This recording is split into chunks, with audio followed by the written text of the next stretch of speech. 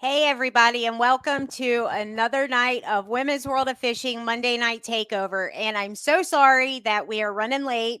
Um, Luckily, we are only right under 10 minutes late, but this was totally my fault.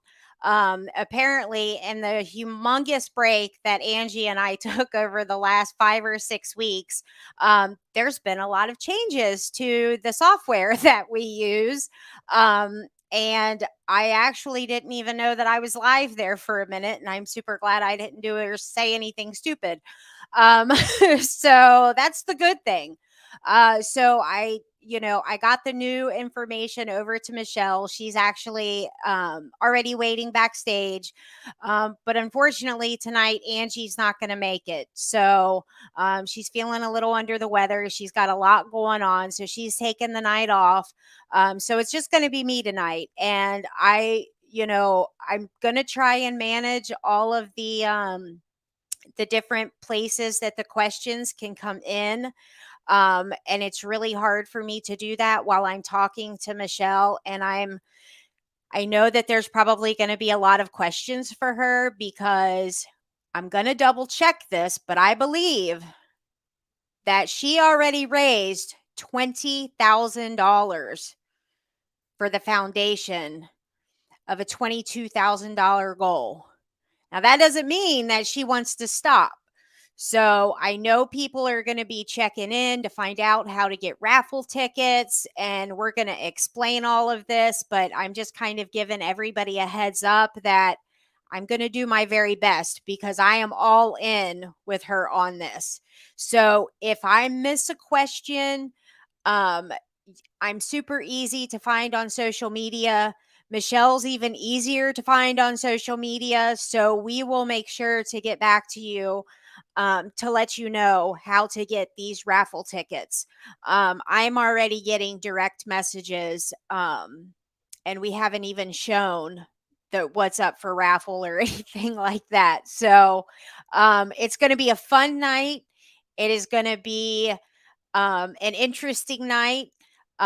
Michelle is my new friend from TikTok, and I'm going to go ahead and bring her on. I know that Angie and I took a huge break from the show, but we didn't forget about you guys. We are back in action. I know we'll take time off for Christmas and stuff, but honestly, it was just for the holidays. I actually went striper fishing and was gone for a few Mondays.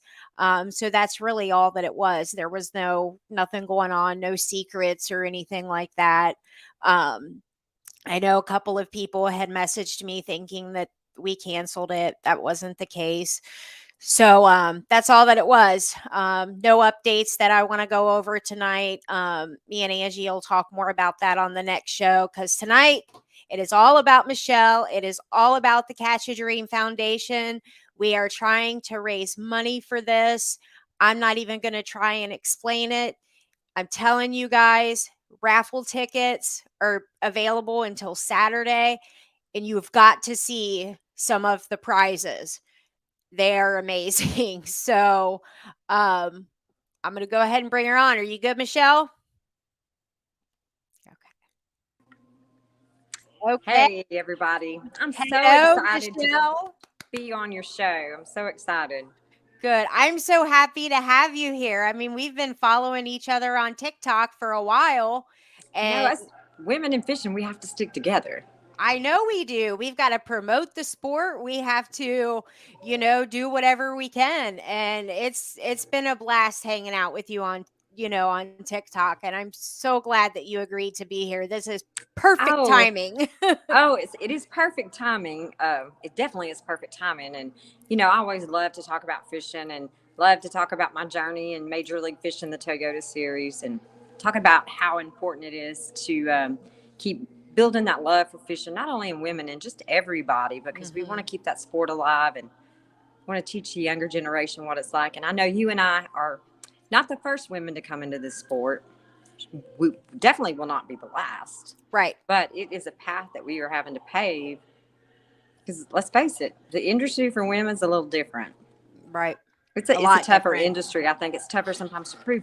But you know, what we're doing with the Catch a Dream Foundation. I have to tell you, when I got back into professional fishing this year, and I made a promise to God. I was like, look, if you'll just open this door for me, I'll walk through it. And when I walk through it, I'm going to fish for a purpose, and that purpose will never be for me.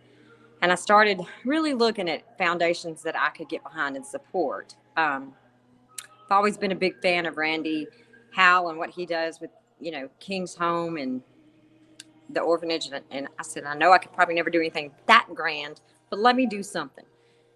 And I stumbled upon the Catch a Dream Foundation, and it was inspired because the Make-A-Wish Foundation would no longer provide outdoor experiences for terminally ill children.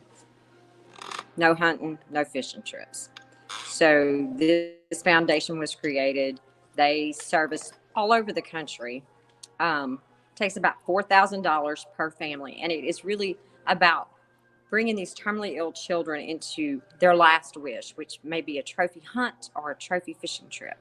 Well, they decided in the Catch a Dream Foundation that it was a good time to help heal the entire family. Because let's face it, when you've got a sick child, it takes a toll on the parents, it takes a toll on the siblings, and they bring these people together. And if you just go read the testimonies from the Catch a Dream Foundation, they are incredible. What these parents, they have memories to last a lifetime. Right. Their children were, you know, they said that their child, maybe as sick as they were, left there feeling hope and refreshed and healed just by being in the outdoors. I agree with that. I'm the same way. So I really have pushed. I think all of us are. Yeah. You know? I can't imagine not being on the water and having some peace. You know, even in the most stressful moments in tournament fishing, if I'm on that water, I can just stop my mind a little bit and think, but you're here, but you're fishing. So just let it go. Right. Totally agree. 100%.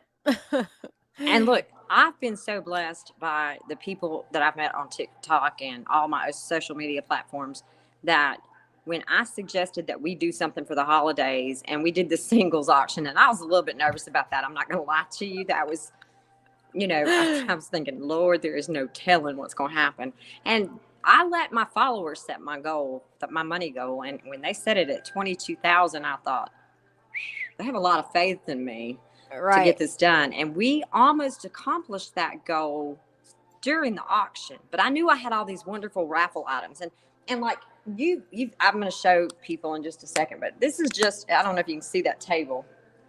It is full. And I have to say real quick, I am at my camp at Toledo Bend, but at my camp at Toledo Bend, which is the most beautiful lake in the world, in my opinion, it's my home lake. We had a bad storm and I didn't get internet service. So I had to come to Cypress Bend Hotel, Resort, Golf Course, and Marina, where we host a lot of tournaments out of here. And they were gracious enough to let me use their lobby and their internet service for tonight. So I want to give them a big, huge plug. Thank you for letting me take over their lobby tonight at their hotel. And it's decorated beautiful. It's a great place to come with your family. It's a great place to come for couples on the weekend. And I want to thank them a lot. So if you're at Toledo Bend and you need a place to stay, come check out Cypress Bend Marina and Hotel and Resort and Golf Course. That's amazing. Thank you, you guys. We really, really appreciate it. Because I would have been like, no Michelle, no Angie. Hi, everybody. Hi, everybody. I was like, oh no, what am I going to do? I mean, it was crazy this morning. So, but they're very nice and they're very good people up here. And they was like, sure, you want to do a podcast or a show in the lobby? No problem. Just come on. Come on. So I do thank them for that. Yeah, definitely. Aww. But we've had some wonderful people, Barbara, reach out to us that just strangers reach out to us and say, what can we do to help? And last night, just on my live on TikTok, we sold $1,000 worth of raffle tickets. Really? Already? Yes. And I set my goal at 22K, but I'm pretty competitive.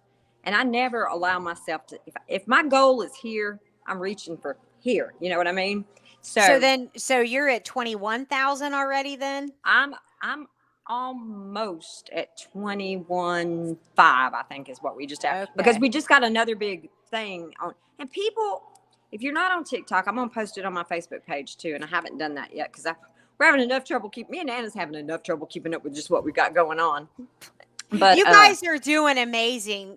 Honestly, you are, because I tuned in on Saturday when you guys were doing the date auctions, hi. and it was hysterical. Like, I mean, it was it was a hot mess, hysterical, amazing thing that you guys did. It really was. I'm Like, not gonna lie to you, Barbara. I was super nervous about. I was like, there's no telling how this thing's gonna go. but you know what? It was great. It just goes to show how great humans can be.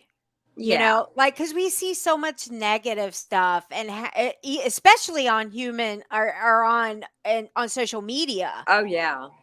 Like, a lot of times that's like where the worst of the worst is. You're exactly But right. but we have an amazing group of people on TikTok, and you guys were funny, you were endearing, you were supportive, and for that much money to have come out of it, it was just great. I was really pleased, and I haven't had a chance to call the foundation yet. I had called them before we did this, and I said, "Hey, look, we're going to do a little fundraiser on my social media accounts, and I can't promise you what we're going to raise." And at the Right. time, we didn't have a goal, and I think at the time that I was shocked to the people who wanted to do it. Mhm. I mean, I got roped into it because I'm single, and they're like, "Oh, you're putting this on. You have to be in it." And I'm like, "Oh, Lord, I'm old, and y'all don't want." No, we ended up with my coach from Team USA. He was like, "I wasn't gonna let anybody get you, and I don't really want you because I fish with you." So, but he said, That's cute. "Yeah, it was cute. It was really sweet." I was just surprised at how many people we had in there and how Mhm. everybody was really good. I mean, Yeah. I was kind of concerned about, how we have trolls and all this stuff. Oh yeah. I was a little bit concerned about that, but I had some great moderators. I mean, Anna Brewer, good Lord, that girl's got a place in heaven. That is Mhm. no like it. She told me, she goes, "I walk around with you when I'm with you, I have a notebook and a pen at all times because just there's no telling what's going to pop up." Right. Yeah, and she moderates well. She doesn't put up with anything. No, she really doesn't. And she allows people, she gives them enough rope to hang themselves, and she Right. gives them a warning. And if the warning doesn't work, then it's gone. So, and I Right. appreciate that. Miss Vicky Smith does the same thing. They're really great mods that I have on there. So Good. I had one moderator though. I have to tell you this. I had one moderator, and it's Mitch Smith Racing. He's a great guy. He kind of helps mod sometimes for me. And I had one of my bait sponsors to follow me pop on, but he was building a new account, a backup account. Well, he didn't have very many things in his account or videos or anything, Oh. and they blocked him. And all of a sudden, my phone starts ringing, and it was him. And he was like, "Shell, what did I do?" I was like, I don't know what you did. What are you talking about?" And he was, "I came in your live, and boom, I was out. I was blocked." And he was like, "Unblock me." I was like, "I can't unblock you right now. I'm still live." So Oh, sometimes mistakes happen too, but right. very rarely. So Yeah. how long have you been fishing? I need to know that. Pretty much since I was 8. But competitively since my mid 20s, 30s. And I actually, when I'm not fishing with the LBAA, I'm still fishing with my dad, I which see your videos with your dad, and I think that is so precious. And and I've told you before, treasure those moments because I they are incredible. I do, and I know that I'm smart enough to know how lucky and blessed that I am. I don't like Yeah. to give away my age, but I'm 42, he's 72, and we're very blessed to still be able to make memories like that. And that's one of the reasons I'm so glad that I have a GoPro, Oh because yeah, yeah. there's going to be a time when that's going to be priceless to me, You're you exactly know right. especially when I don't remember a daggone thing, and don't even remember that I used to fish. And I find, the videos, and I'm just like, oh, yeah, okay, and remember the times out there then. Well, just the good thing about it is, and this is what I said. I said I wished I could remember everything my dad and my uncle taught me in a boat because we didn't have GoPros back then. And I was Right. like, man, they had so many little tips and tricks that sometimes I remember them, and sometimes I don't. But it's like, shoot, I wished I'd have taken notes, and paid closer attention, and because they did things that you wouldn't think about, and you just Right. every fisherman has their little tips and tricks and things that they We're tweak. we're way past that though. Yeah. Yeah. I'm the one watching social media and I'll be like, I watched this video. So I'm the one telling him now. That's funny because I watched one the other day about running a line through a Cinco, and I watched it 5 different times. Did you see that? I did see that. But I'm kind of interested in trying that now. Yeah. If you find it again, send it to me. I will. Because I was like, wait, I got to see this again. Now, how did he do that? Yeah, and I still don't know what he used to originally go through, because he had something that was like a little tiny straw that he put through it first to run the line through it. So I think it was a new thing that people who use live bait that they use to thread line through live bait. It's like a threader something. Because they were actually at a boat show that I had gone to the year before COVID hit, and I was just like, oh, well, I don't really fish with live bait. So I didn't pay any attention to it. But I used to watch those shows on Sunday morning, and I don't have time to watch them anymore, but saltwater fishing shows. And I'm not a big saltwater fisherman, but I do like to do it. And I would start watching them like get their bait ready. And like, it's illegal for us to fish with live bait. Right. In tournaments. And I was like, but I'm thinking that the way they do it, the bait's not really live. They're just using parts of it. They're putting like a jig head on top of it. And somebody said, Shell, don't even go there. I think it was Mark, the director of the Toyota series. I was like, hey, I got a question for you. Because I watched the show and they were showing how they're making their baits, and it looked like a big squid. And I was thinking, man, I could see how that could work with bass fishing real easy. Just change up your bait patterns and stuff and make it a brim instead of, I don't know. I never thought of that because technically they're dead, but yeah, you're just using a piece of them. Yeah, but that wouldn't go over well. I'm sure somebody would foo-foo that quickly, but anyway, I thought it was a good idea. I was gonna try it. I was gonna push my luck a little. Not in a tournament though. Yeah. But I mean, it makes sense, but in a tournament, it would never fly. No, it'd never fly. It sounds really good because, like, technically, it's not live bait. Well, that's what I was thinking. I mean, it is dead, but it is dead. But I think they'd tell me no anyway. No anyway. But look, when you did the Team USA in Costa Rica, weren't you in saltwater then? Yes, girl. Okay. I'm going to tell you. Let me tell you about that experience. That was an amazing experience. Because I put that up there, but then I was confused because I'm like, well, they were on saltwater. Why? I didn't get that.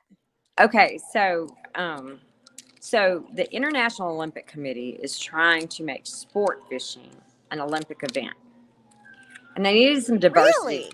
Yes, and so this all was put on under the International Olympic Committee, and they do have a bass team, but it's loaded, heavy hitters in it. So they said, "Hey, Michelle, have you ever surf fished?" And I went, "Mm-hmm." Okay, you're on the team. I went, wait, but that's not my No, wait.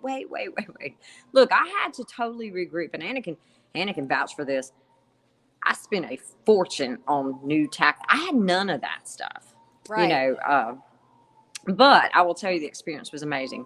The hosts in Costa Rica were incredible. We got to when we flew into Costa Rica, we stayed 2 nights in the city. And we took a 4.5-hour bus ride across Costa Rica, and then got on a boat for another 30, 45 minutes. Oh. And it kind of looked, from being from Louisiana, I understand river systems and bayou systems and all that. And it looked really like South Louisiana, except they had saltwater crocodiles. And we pull up to this place, and I look at it, and it's got like a little dock on it, but it is all jungle in there. And I hear a generator running, and I'm going, oh no. Our accommodations were Oh. a little, they were fine. They were clean. We had no hot water, no air conditioning, a fan, and hollow monkeys as an alarm clock. It was cool. Wow. When I tell you it was something else. Look, and the funny thing is, so and my shoulder got blew out before I ever went to Costa Rica. So I was really, really, really worried about how I was going to handle those big 10-foot rods. And I mean, I did a whole lot of practice casting and how I was going to set a hook so I didn't put too much pressure on my arm. But I'm kind of short. And the way we surf fish, every team was shoulder to shoulder out there on these sandbars. Yeah. Being short was not my advantage because I was not going to let those guys who were taller than me get further out than me. And I could swim pretty good. So I thought, well, I'll bob if I have to, you know. It was hilarious. Look, I'm going to tell you, we had rip because we were right beside the river. We had waves that were 2 and 3 foot tall, which those took me. Look, I was so tired. For the first day we fished 6.5 hours in that water. And I'm telling you, I was up to here and up to here most of the time in water fishing. And the rule is you cannot, no matter what you catch, when you fight it, you have to fight it all the way back to the beach in the water. And you cannot pick it up out of the water until the judge or the marshal is beside you. And they can see you coming, so they're running to the beach. But you know, and if you've ever been out and surf when you got big surf and it's rip and all that, fighting a big fish, and I caught a nice pompano, but geez Louise, when I got done with that last fight, I was like, ooh. That is just insane. But the experience in itself, I will tell you, it's very humbling for me when I was in a foreign country and I heard my national anthem played. And I knew I was standing there holding our flag representing our country. I'm telling you, it was very emotional for me. And I didn't really think it would be, but oh my gosh, you know, what an experience. And I said to somebody, I was like, you know, I hope one day that I do see sport fishing as an Olympic event. And I think it's coming. It's coming. It is coming. And I hope I live to see it. And I said, but I hope one day that my granddaughters can say, you know what, when they're watching the Olympics, you know what, my yaya is the reason this happened because she went and fished this in the beginning when it first started. Mm-hmm. And, you know, to know that both my dad and my grandfather and my uncles was career military men, I thought, this is the only way I can honor their service is by going and doing this. You know, those were the men who taught me my love for fishing. And it was pretty emotional when I was thinking about them fishing that tournament. And when they hung those medals around our neck, it's pretty emotional. Yeah, I can't even. I mean, it was bigger than any check I could have ever won fishing. And I wasn't fishing for a check. I was fishing for gold, but whatever. Right. We were beat by the Costa Rican team, so I can't complain too much. Well, yeah, that's true.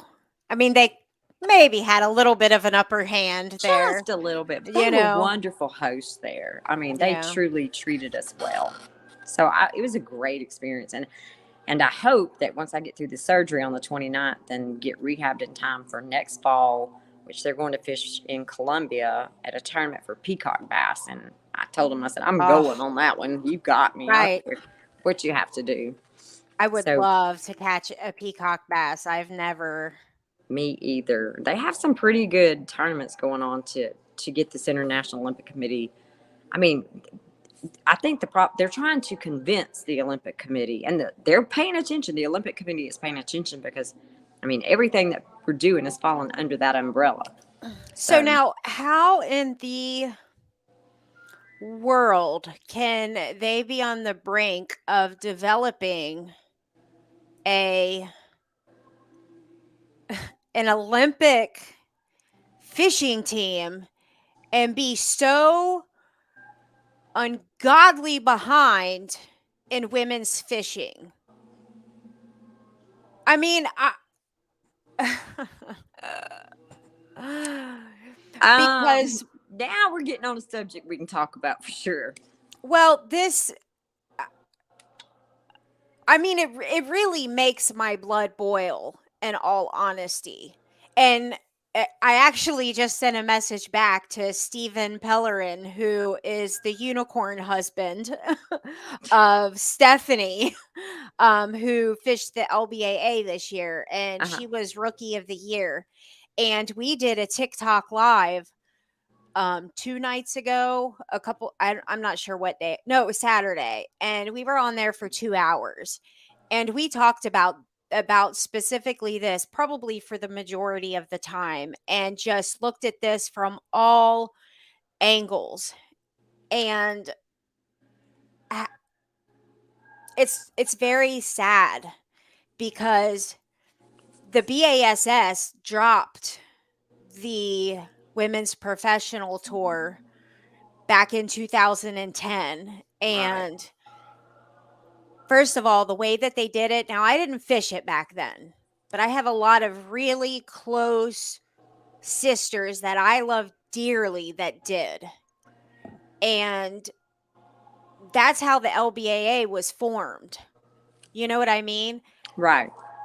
But they had over 100 boats a tournament Wow. back then, consistently. But here was the difference is people weren't watching it on TV. So they weren't getting enough money for the televised version.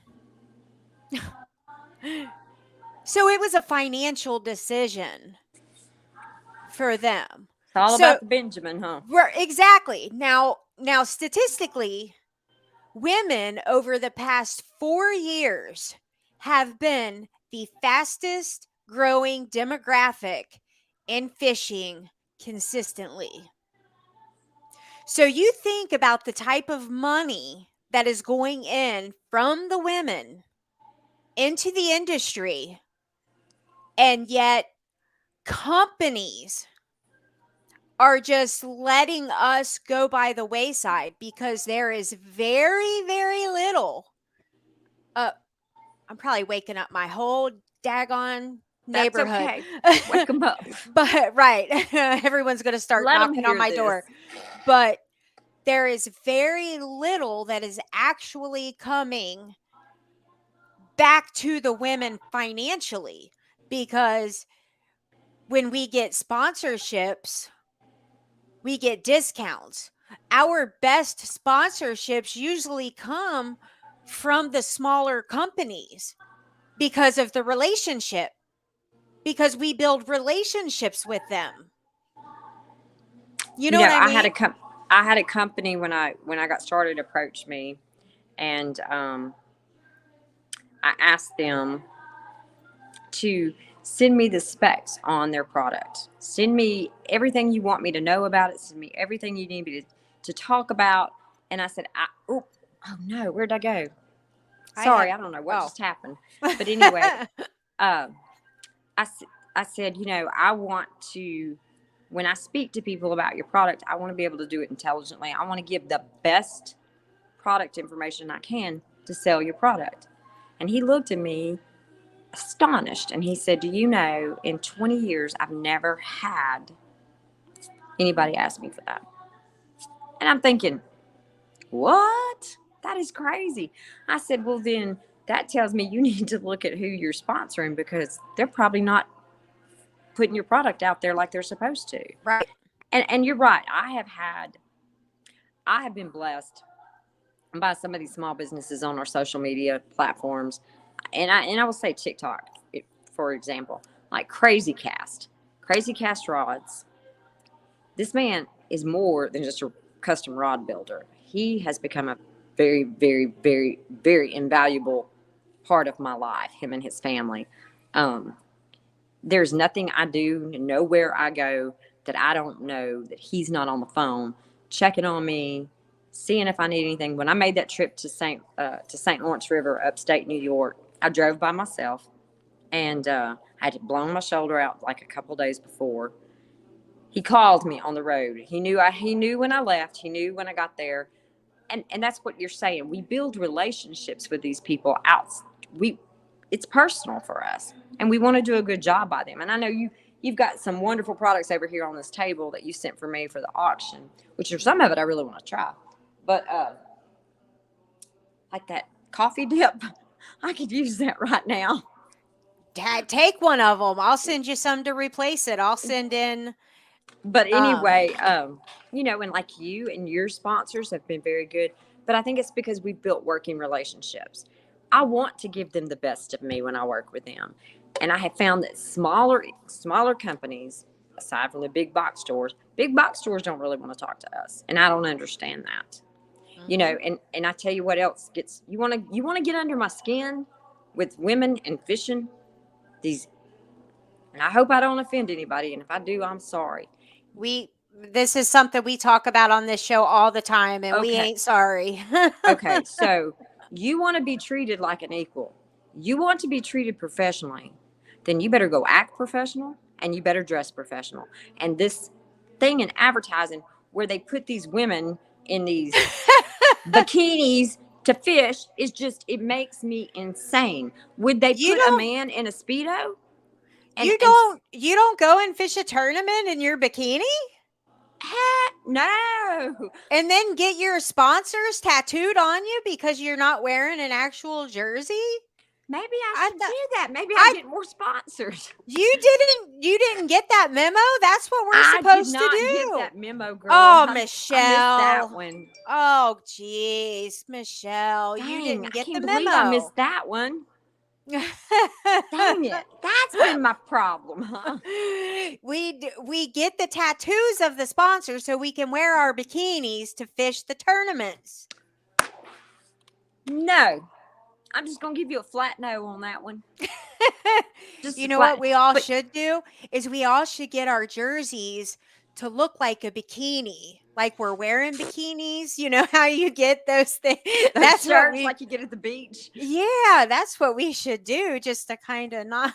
Yeah, go ahead, girl. I'm going to stand back and watch on that one. No, I don't have. Well, no, I do have the guts, but and I do agree with you. Now, because we do, it is such a struggle, but the women can't do it on our own. No. The men have to take responsibility and stop having that be acceptable to represent their company. You know what I mean? Like, they have to be the ones to be like, we want the Michelles of the world to represent our company, right. Like the women who that aren't fishing professionally or, like are doing whatever, like, okay, well, wear whatever, but the women who are fishing professionally and stuff like that should, handle themselves certain ways. And sex sells, I get that. But and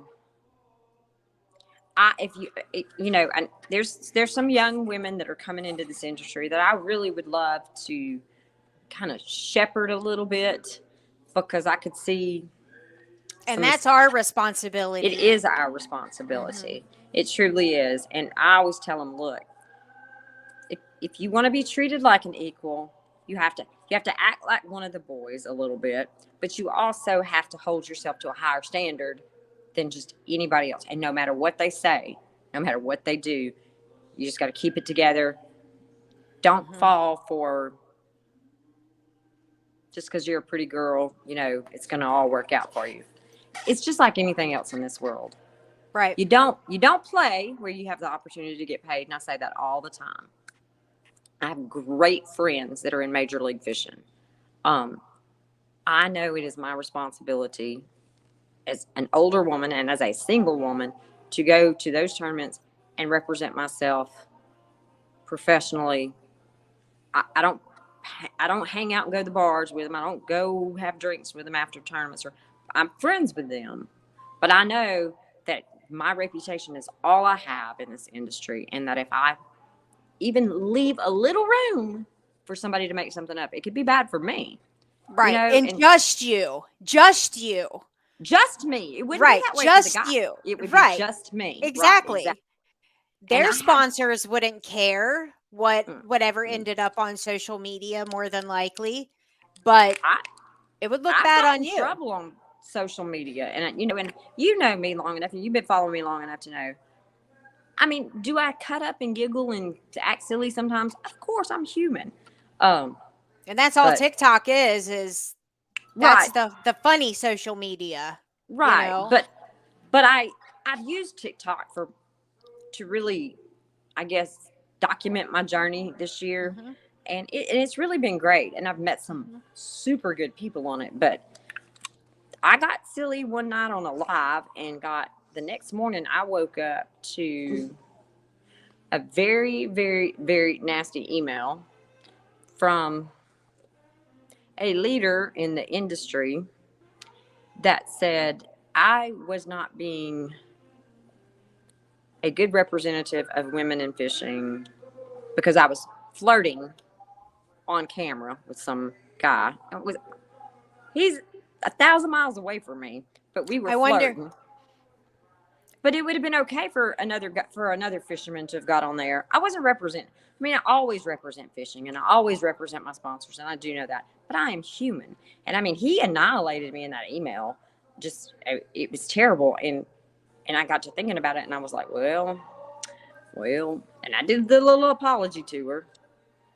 But I know I'm held to a higher standard, and I am more accountable than the guys are, no matter what I do.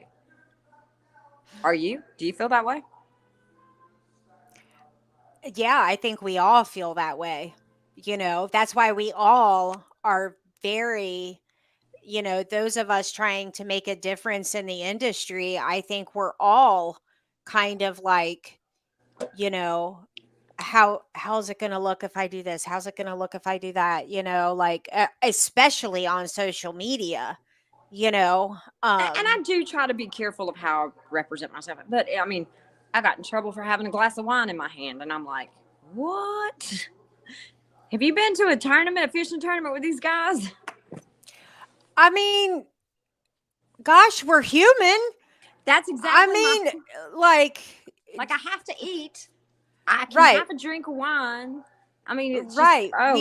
it's something sometimes, and Like, I do feel like I'm held to a higher set of rules than the guys are always. right. And I mean, there has to be, I mean, people have to be realistic. We're not asking to, like, you know, we're all going to turn into Mother Teresa's and that's going to be the standard, like, geez, we might as, right. I We might as quit. well, yeah, I'm we might out. as well not have any of us fishing, but That's there true. has to be, you know, uh, like a A kind of happy a, medium.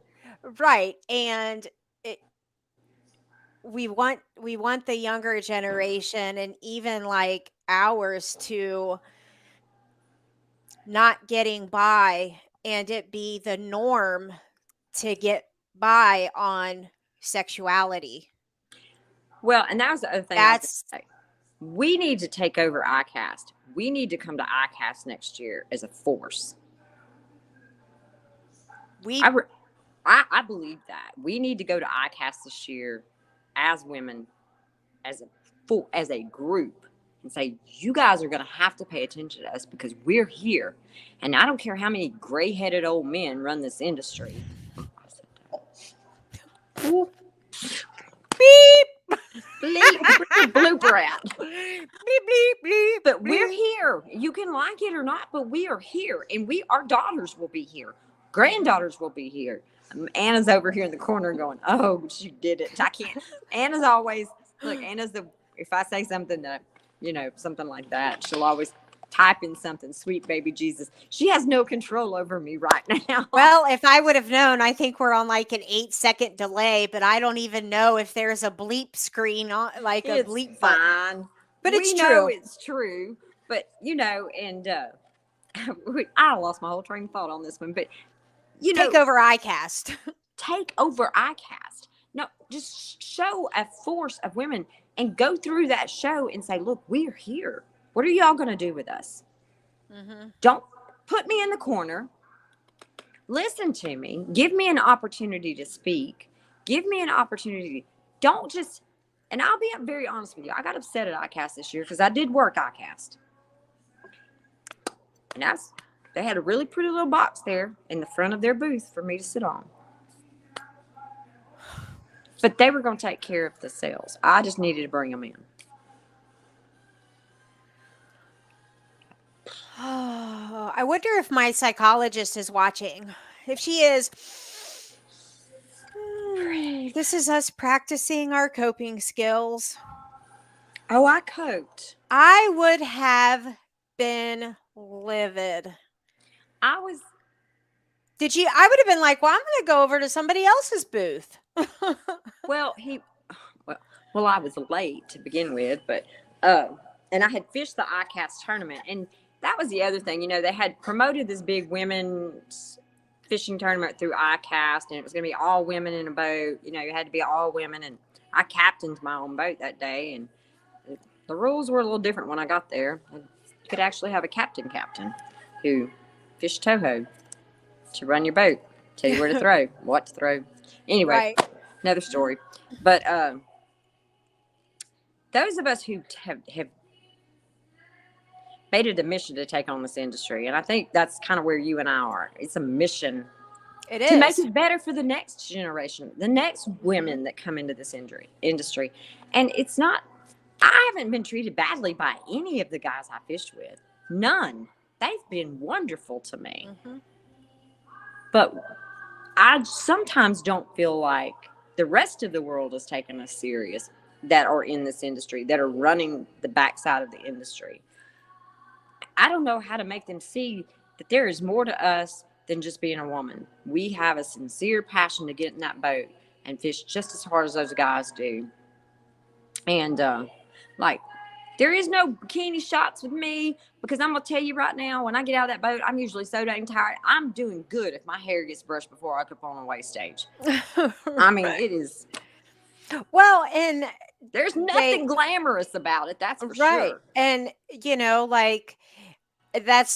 I know that for those of you that are on here that have watched previous shows and stuff, I know that you've heard this like a million times, but if you come and see a weigh-in at the LBAA, you will understand I'll tell you this. If you go back and find the show from here about the Truman tournament that was in 2019, it was in October of 19, where me and Angie were talking about it. Or even better, if you go and listen to the Woman Angler and Adventurer podcast about that tournament, and it's me and Angie in the hotel room, and we're doing her podcast at 1:00 in the morning, and we're talking about coming off of the water that day. I have fished a lot of different weather, but that was the most miserable day I have ever been on the water. There was women that got hypothermia. And there was actually women that had to come off of the water, the women up north that came down, who are used to cold. Right. Don't know what it was like to be have cold weather in the southern region with the humidity in the air and stuff like that. It's different than just straight cold. Those were some of the anglers that ended up coming in. This was just ungodly cold weather because it poured down rain before takeoff, and then got colder throughout the day with like 30-mile-an-hour winds. It was That just sounded like my whole awful. season last year. Well, but you know what though? Like almost most people in the field stayed out there and, and fished, and like these are some serious anglers. We're not out there drinking a beer with a bobber, like No. this is And look, you've got to be passion. super competitive in this sport. Right. And if you're These are not, you're some going to get trampled. Yeah, You, these are tough girls. Like when we came off, there were men that had been sitting in the marina drinking coffee and eating breakfast, and are like, man, I wouldn't. There ain't no way I would have stayed out there and fished. You know what I mean? And same so, thing happened with us at Gunnersville this year. So Gunnersville, was when they had the big snowstorm of the south and the big freeze oh, in the south. I was so excited about fishing Gunnersville. Got there a couple of days early to do some practice fishing, and man, I could see that ice storm coming. And they oof. actually held us off one day. And our tournaments are 3-day tournaments. You fish 2, and then if you make top 10, you qualify for the third day. I was very happy that time not to qualify for the third day. Right. We fished. It was 17 degrees. I saw, and look, as a co-angler, I have to back my boater's boat in the water. Well, they were backing 240 boats in that day, and every time they back out, they'd have to salt, sand, and I've seen boats come off the trailers. I'd seen, it was terrible. But we went out there and fished, and I was literally shaving ice as I was retrieving. My hands have never been so cold. I had I didn't stop fishing. I kept going. The next day, we went from a 225 or 240 boat tournament to probably less than 100 people stuck around. Uh-huh. And as a matter of fact, my boater didn't show up. He called me at like 5 o'clock in the morning that morning, and he said, my dog died. I got a flat tire. I'm not coming. And I was like, come on. But I went and fished the second day too. Had a great day the second day. I drew Dakota E-barb, and we killed it that day. So Really? But it was tough. And left there and went to Lake of the Ozarks, which was frozen over. It was like everywhere I go, it's freezing. What is going on? Wow. But well, yeah, and it's never I'll tell you, ideal conditions ever when you fish a tournament. right. And I bet you on that day, on Gunnersville, if the women, if their equipment's working and you can get on the water, they're going to be there, and they're going to be there early. And I mean, and they're going to practice. If it's a practice day, they're still going to be out there practicing. Yep. That's the truth. Like they are sun up to sundown on practice days. Like these aren't like they are serious. And this is not for the faint of heart, because these practice days aren't just get up and go play in the water. It is, you've got to dissect the water. You've got to figure out what the bite pattern, the whole 9 yards, and you've got a few days to do it in. But then not only that, you also, you're going to fight the elements every time. I don't care. It just seems like on tournament days, if the weather can flip and do something crazy, it's going to. It's going to rain. It's going to snow. It's going to sleet. It's going to be so hot you can't stand it. It's going to be something. But, yeah, I've never seen a woman give up. Well, and that's the thing. And there are so many things that, with women being the fastest growing, demographic in fishing, and women technically we're pretty good when it comes to talking to people about products and stuff. Like, because I'm never going to have like anything on my social media and pushing stuff if I don't use it. Like I seriously had a bait company that sent me baits that I never posted on social media. I had the package for like 2 weeks, and I told him, I said, look, I might not be back, fishing until March or April. Like it's winter in Kentucky. We got a 60-day degree like on Friday, and I posted the video on TikTok. It was Lunker Baits. I saw that. And I said, you know what? Like, it's just crazy. We got a 60-degree day. I came out here just to check out these baits, you know? And it's because I'm never going to push anything I don't use. And And so people and that's because I want people to trust me. I want people to know that my word is good. You can yes, come to my boat and people can be like, "Okay, well show me that 6-gill rod." Okay, well I'll show you 14 of them, you know? exactly. Like those are on my, on my wall because I have all 6-gill on the boat. Right. I I want to be honest. People can see through BS so easy. And And there's a women lot of are those. better at it. Women are better at it than men. And I was going to say, one of the first tournaments I fished this year was at Sam Rayburn that I came back from fishing. And I was standing in a weigh line. Derek Mundy, who is a phenomenal fisherman, and he'd caught an amazing, he was on a 2-day total of like 56 pounds. He was standing in front of me in line, and I knew he had a huge bag of fish. And my bag was not that big that day. I had lost a rod out of my hand that day from a fish. That's another story. But anyway, this woman had never been to a weigh-in, and she had her kids with her, and it was 2 little girls and a little boy. And I mean, we had a weigh line that was incredibly long, full of big, huge bags of fish. And they came to me, and it's because, and I realized after they left, and I talked to the kids, and and looking back on a hindsight being 2020, I wished I would have had something in my pockets to have handed them, but I did not. So they just wanted to take pictures with me and take pictures with the fish, and they wanted to talk about fishing, and they'd never been to anything like that. And I realized after the tournament was over, and I was kind of rethinking, how you reprocess everything that happened that day, and I was like, they came to me because I was the most approachable person in that line, which is true for a lot of things. It's not just kids, it's people in general. I think women are more approachable. The guys have a more standoffish attitude. Motherly, They've got that sisterly.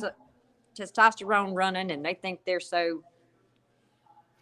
I was looking at Anna. She's on the floor with a phone in the hotel lobby. I'm trying to figure out what she's doing. She's taking a picture.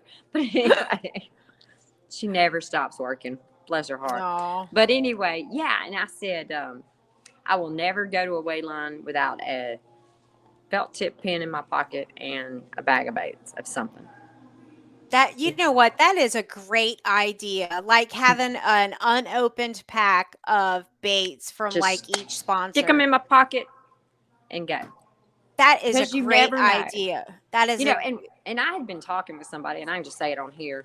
I've been talking with one of my bait guys and one of my hook sponsors, and I said, I want to put together a package, just a small one, that when I meet kids that have an interest in it, I can show them with a couple of hooks how to rig, just a wacky worm, and give them a little list of instructions, have a place where I can autograph it and hand it off to them. But because awesome. You would be surprised at the people I run into in tackle stores or in Walmart when I'm in a town. They recognize me from social media, which is kind of freaky. I'll be honest with you.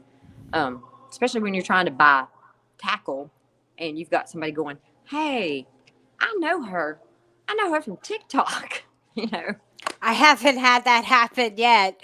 I got freaked out because a guy was like, hey, I know where you're fishing. You're fishing by me.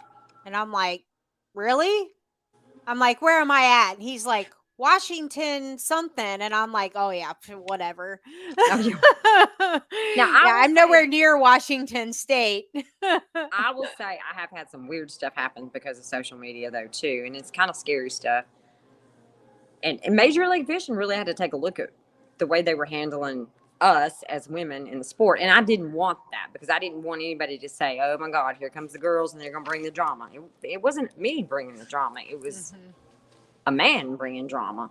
But, I have had some weird things. Like I had some guy who became a stalker through TikTok and who actually got my home address, which I still to this day don't know how he did that.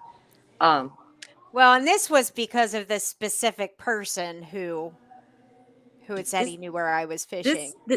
after we figured out that this man was a little off his rocker, and he knew everywhere I was going because I always posted, and because my Major League Fishing wants us to put it out there because they want the fans to show up too. Yeah. And I tell you, that's the other thing that happened.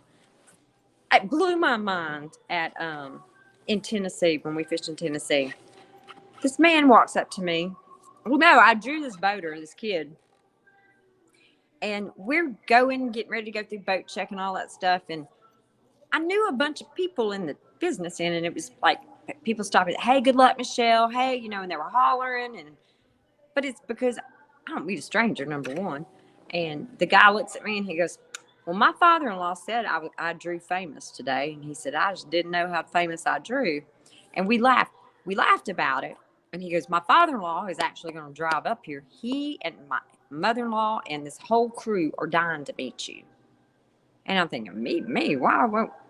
But they did. And it was like we had a TikTok cheering committee at that weigh-in, which was pretty cool. Yeah. That was pretty cool, We took pictures and had a good time. And I guess it's because I'm in Major League Fishing, there are not many women. And right. I think you and I have had this conversation before.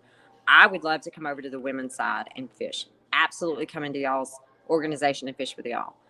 But I said I wanted to make a splash in Major League Fishing. I wanted them to recognize me, know I was here, become credible in the industry so that I could be more of an asset to step over into the Ladies Bass Angling Association. That's been my goal the whole time. Just do one tournament in 2022 as a boater. I will. I'll do that for y'all. We're at Bull Shoals in, I think, May. We're at Ray Hubbard in March. I don't think I can do anything in March. I'm going to be getting over this surgery on my shoulder. Maybe May. But yeah, I'd love to come do that. It would be awesome. And I think you and I have talked about it, though. And I said, and I've had other people ask me about it. And I was like, I want them to know that women are here to stay. And they better get ready because we're not going anywhere. Right. We're here. And there's more behind us coming on strong. I know that a lot of women, actually a lot of women from the LBAA even went to ICAST this year. And probably even more will go, next year. And I think we should just bring a delegation and just like you said, it's easy to ignore us as one. Right. But if we're unified, they're going to have to look a lot harder. Right. And I mean, really, it's just sad because, the smaller companies do invest with us as so much. And because of the relationships, but then these huge companies who are made of money just ignore us. And that's really irritating. And you can't tell me that these huge companies like North Face and Sims and all that can't make a daggone rain suit that a woman doesn't have to take off every stitch of clothing to go pee in the winter, Oh my God, you have just hit the nail on the head. Right? Like I can That's how unimportant we are. That is exactly true. That is so funny you say that. Because there's been times that I've been in a boat and it's been so cold or it's been falling a flood. And it's like, it's going to have to wait till I can get, because it's too much to take all this off to have to go pee. Right. And that's, that's funny because when I ask people, hey, if you can ask me anything you want to about my experience fishing, go ahead. The number one question they ask me is, how do you pee in the boat with a man that you just met? I'm like, what? Really, of all the things I'm doing, that's the question you want to ask me? Right. And it's like I do it like I do with everybody else. I say, hey, turn your head. I've got to go. Please be a gentleman. And I said, and to be honest with you, they are all gentlemen that I fish with. I said they would never do that. They would never disrespect me like that. Right. I believe that. But it's crazy. I'm like, okay, ask me a fishing question now because I really want to fish. Nope. It's all about, how the men treat you on the tour and And truly, they treat me like one of the boys. They which absolutely is treat me like one of the boys. which is actually really good, to be accepted by them. That is really, that's a good thing, And but we just have a long, it's a long way long, to hard go. road. And we have a long way to go, but there is a lot of great, great women. And I'll be honest, a lot of great men that are on board with helping us get to where we need to go. I'll tell you, our tournament director with the LBAA, uh, he is, he's just wonderful. He is just wonderful. Yeah, and His name's Larry Valentine. And I swear if he lived where I lived, I'd hug him every day. I would drive to his house and hug him every day. He's like just inspirational. He he's tough on the ladies, like he's tough on us. He tells us how it is, but he's just he's just great, you because he know. wants you to be your best. Because he Right. wants you to, and he's probably pushing for us to all be our best in this industry because he knows we've got a tough road still ahead of us to get through. Right. We're But he's so breaking down some walls, but there's a bunch more to take down. right. And he's supportive, like there's nobody that's going to bat for us more than him. He wants everything to be fair, and Nope. he's great. And everybody that works with the LBAA, as far as the men, like they've got us. They're going to make sure that every single one of us is taken care of. And there are a lot of men that are behind us 100%. And so they do need to be recognized. But there's a whole lot of other people, women included, that do so much to hold us back. But Well, I'm going to say this about Major League Fishing. Kathy Fennell, and I don't know if you know her or not, but she's mm-mm. pretty much she is the go-to in Major League Fishing, which she has been incredibly supportive. I mean, she has just tell me what you need, Michelle. If you ever have a problem out there, what can we do to, and I told her when the Major League Fishing's, and like, hate to say it, but I mean, she's working for some of the gray-headed old men in the industry too.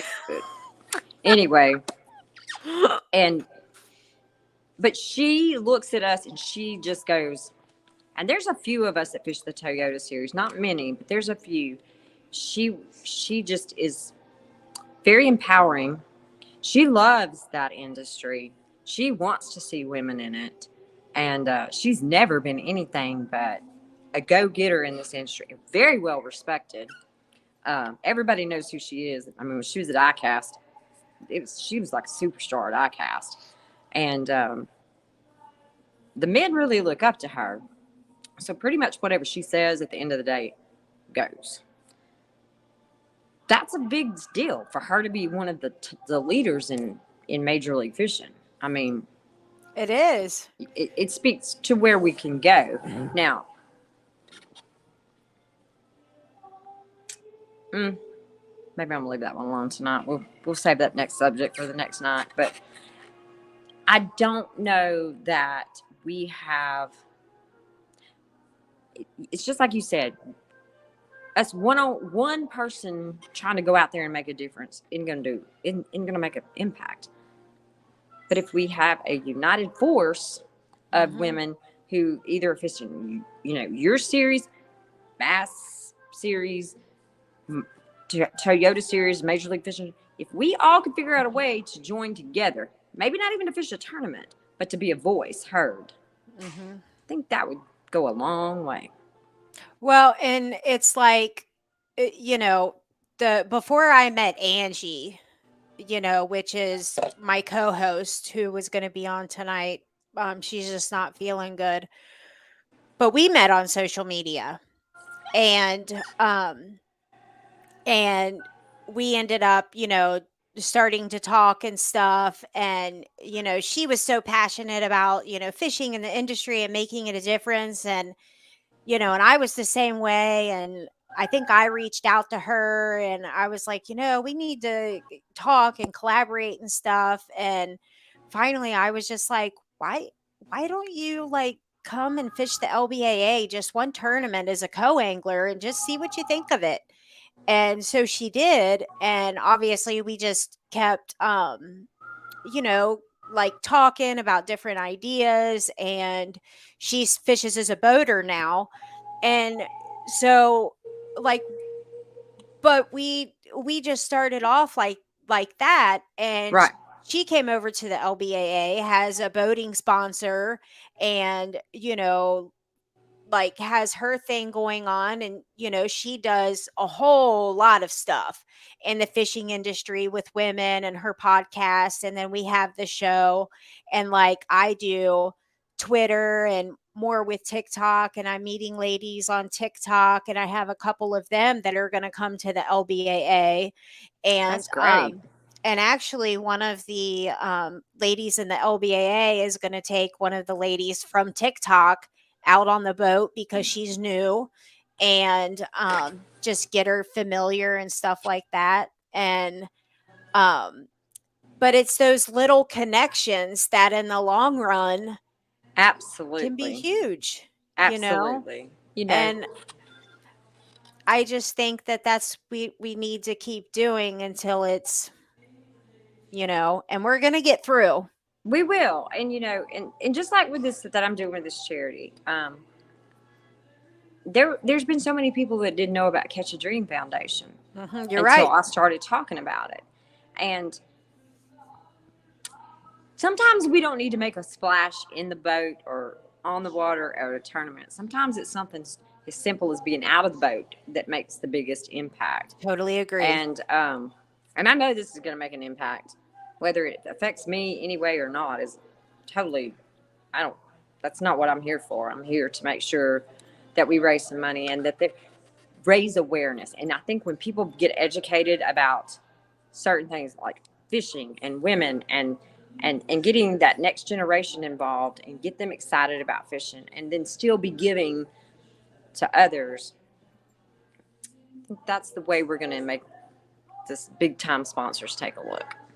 Well, and like with the Catch a Dream, you're already making a difference, not just by giving them, the all of the money that you have just worked so hard to raise, but you've brought to light the actual organization. And this is going to be an organization that, like, I've already followed them on social media.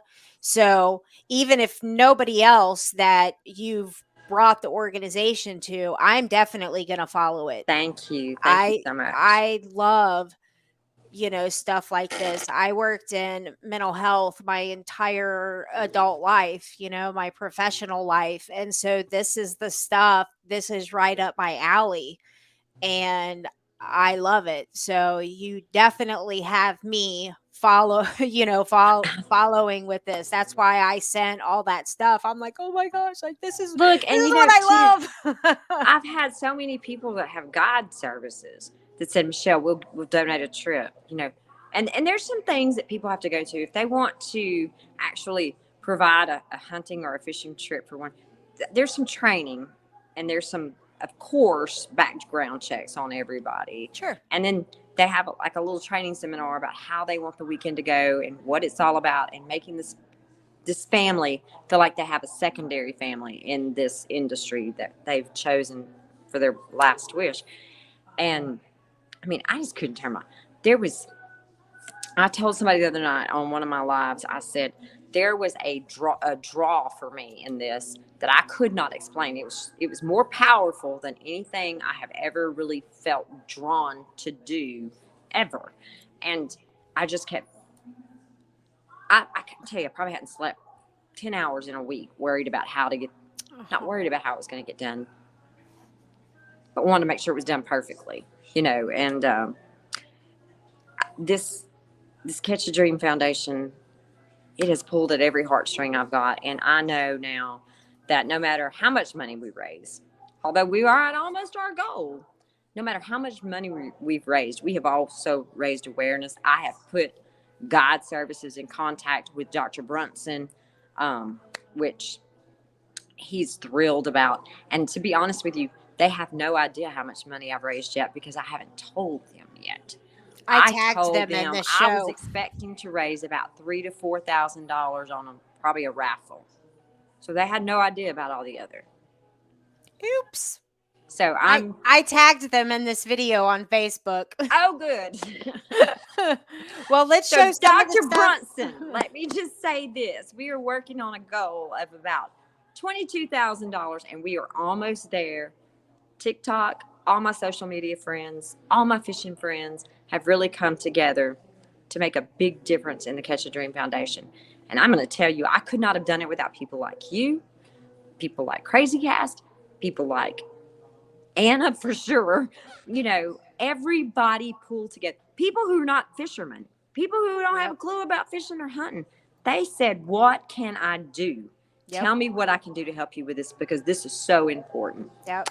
And to me, that's been like, what a blessing. I mean, what a blessing to me to know that I have those kind of people in my life that would get behind something that I believe so strongly in and then turn around and just give everything they've got. Just give it time. There has been so much time given to this by ranked strangers. I can't thank those people enough. And the people who've promoted it. Wonderful. I mean, and the products we've gotten, look. Let's show some of them before we go. You still there? Yep. We're still here. So, can y'all see good? So yeah, look, we can still see. The reels that you sent me, if you want to send me some more, I'll take them. We'll see. We have gotten, and this is just a very, I'm just going to scan it a little bit. Very, very, very, like I fish Kansas. I had never talked to them, met them, nothing. And they sent a box full of shirts and hats and cups, tartan tackle. And I mean, then Krazy Kast, you know, he really stepped it up and he's providing 2 custom rods. Nice. That he will build to your specifications that are valued at about $400 a rod. Wow. So that's awesome. It is awesome. And I mean, we've had Team Livingston. They donated a 2-person 8-hour crappie fishing trip. We have had an amazing outpouring of people. Rocket Slug, I don't know if you follow him on TikTok or not. He is a creator that has created a unique product. If anything above the water, if you get your bait hung above the water, this little thing right here will pop it out. Pop it out. You ought to go watch the video on Rocket Slug. It is incredible. You know what? And he has a story too. Rocket Slug and his wife lost a child to cancer. And so he was really touched by what we were doing. And then he learned about Anna's little grandson who has he has a muscle disease and he loves fishing. And Anna had put a picture on TikTok of him with his little wagon with all his baits in it that he calls me Yaya. Every time I go see him, I bring him some new kind of soft plastics or something. And he loves to talk about fishing. And Rocket Slug and Froggy Bottom sent him a big package of stuff. And he was like, oh, he called us tonight. And he goes, oh, I got something for Mr. Rocket Slug and Mr. Froggy Bottom. And he called his grandmother and Anna. And he was like, do you have one of those things? And I was like, I don't even have one of those things. That's awesome. But you know, and it's things like that. He saw the video. He heard about Gage's story, and he just said, you know, it touched his heart. And he saw the enthusiasm in Gage's eyes about fishing and talking about fishing, and he's just a little kid. And so, how great is that? I mean, that is awesome. That's people giving back, doing the right thing, and inspiring that love that we all want to inspire in other people. I have a cousin who can't fish. She was born in a concrete jungle. She can mess up a Zebco 33. Truly, I've never seen anybody that could backlash a Zebco 33 until my cousin Sherry. That's true. She is wonderful. She is funny, But she tells me, she goes, I could just sit on the boat and watch you fish and just be at peace. She says, because it's just to be out there. Peaceful. Yeah. She goes, I don't want to catch big fish, but just to be out there. She goes, and you won't let me touch your big girl poles, as you call them. I always Big tell her, girl poles. I was like, you will graduate to a big girl pole when you can just manage the Zebco. When you can manage the Zebco, we'll go to something else. And I'm about to tell her, she's about to get a spin cast. We're going to try that and see if she can mess it up. Yeah, she But, better manage the Zebco first. Yeah, right. And the other experience I had is we've done a raffle early in the spring for something on here. And there was a little girl. She was about 16 years old, and she'd been following me, and she loved hunting. Hunting's her thing, but she started following me because of my fishing. And she said she won one of my rods and reels and some bait, some tackle. And I mean, we put together a really nice little starter package for her. And I got to present it to her. And this little girl just busted out in tears. Aww. And she said, well, will you show me how to use some of this stuff? I said, oh my gosh, yeah, I'd love to. Anytime. You come, you let me know when, your mom can bring you, she can go with us, whatever. She called me the other day and she said, Miss Michelle, she said, I've been working really hard this year in school. She goes, I'm going to end up at A&M. She goes, I want a degree that I can go and become a game warden. She said, because she said, I never really thought about it before.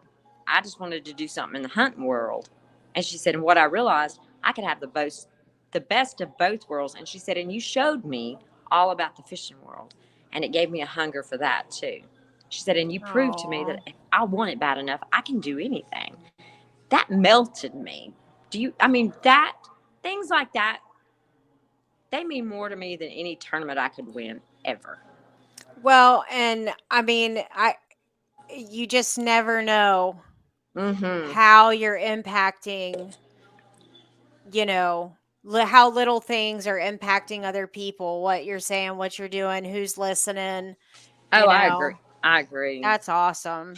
And it was, she and I stay in contact, and she's doing really well. And I'm very, very, very proud of her.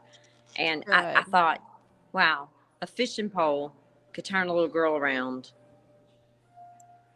A fishing pole. Of course it would be a fishing pole. Yeah. Mm-hmm. That's awesome. Now, I'm not a hunter. As you can imagine, I can't hunt because I talk too much.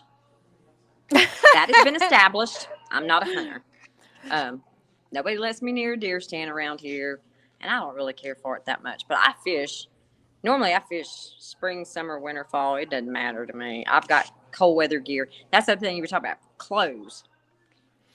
Oh, my God, to get cold weather bibs. I took an act of Congress to find anything that fit me that wasn't made for a man.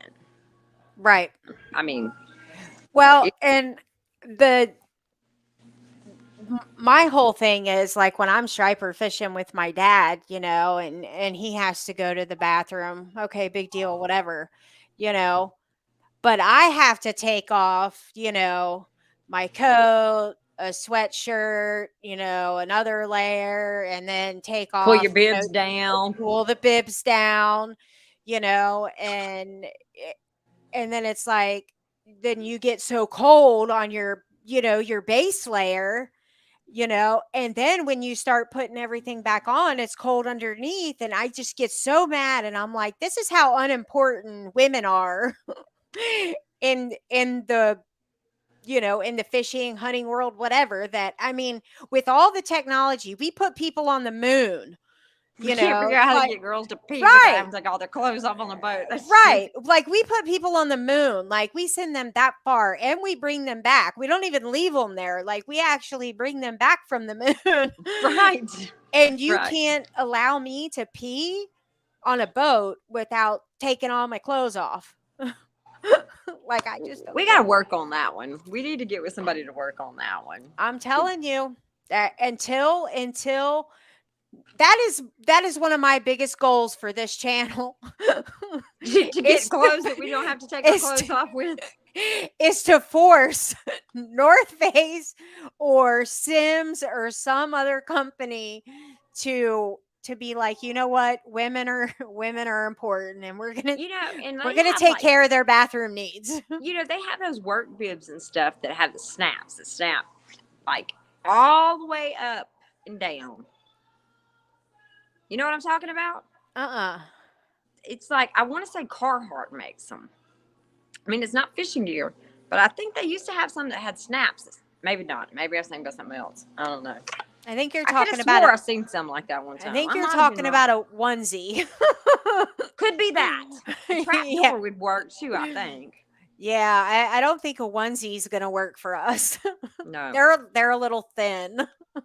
Yeah, that probably wouldn't work. Although we could knock fun at those companies and be like, we're all out here in onesies because you all can't figure it out. Can't figure out how to give us official fishing gear that we can fish in and still be functional and be warm and right. Yeah, that's great.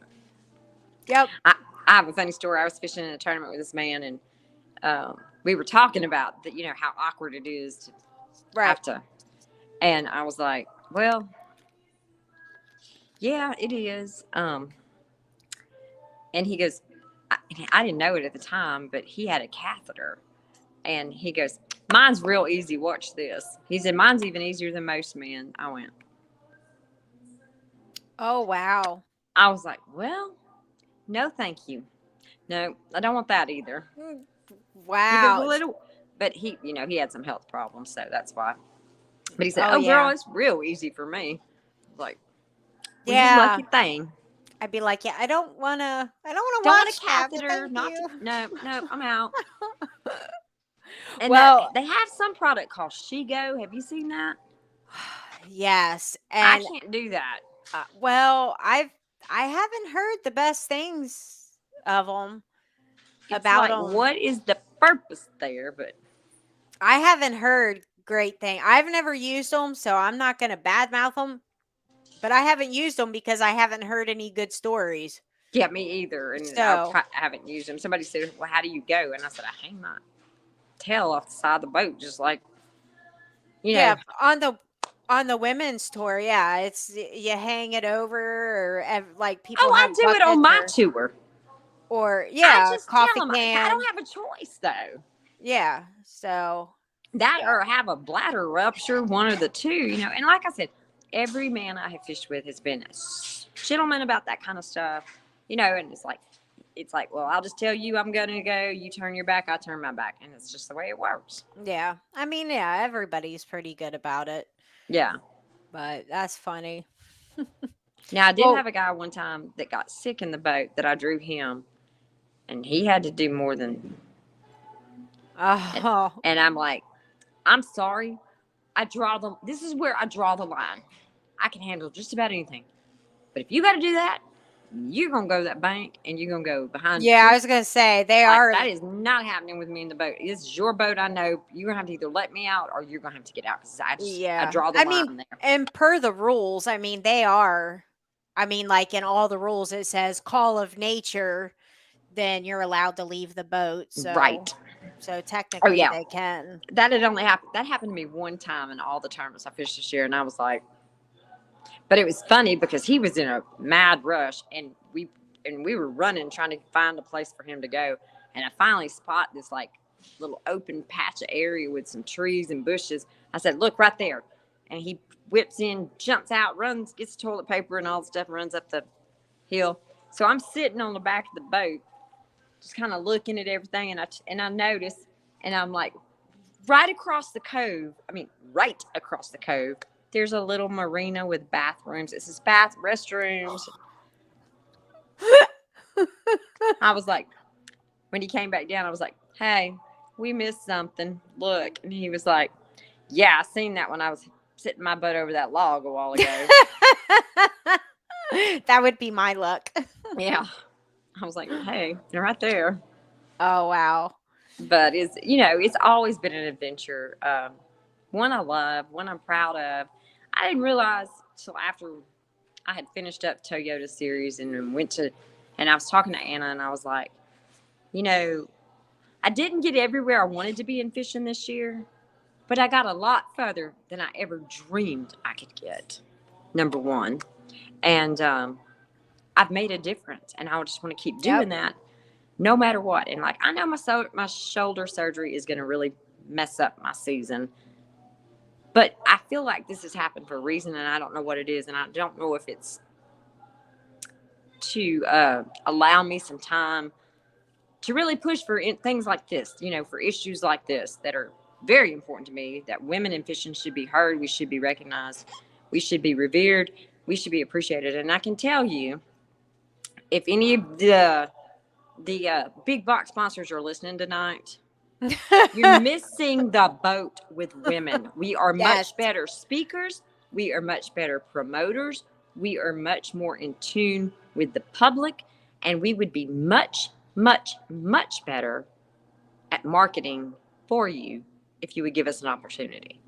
Period. Well, and like before you were talking about approachability, and and I have had this happen to me a couple of times where like there's been a fishing conversation going on like in a chat room where I have actually had men send me a private message to ask me a question because they were too embarrassed to ask it. The guys. Exactly. Yes, That they has were happened to too. me too. Yeah, I mean, it's really common for, they're afraid they're going to get razzed, or And something like like I that. always say, you can ask me you can ask me just about anything about Right. fishing. I may not know it, but we'll figure it out together.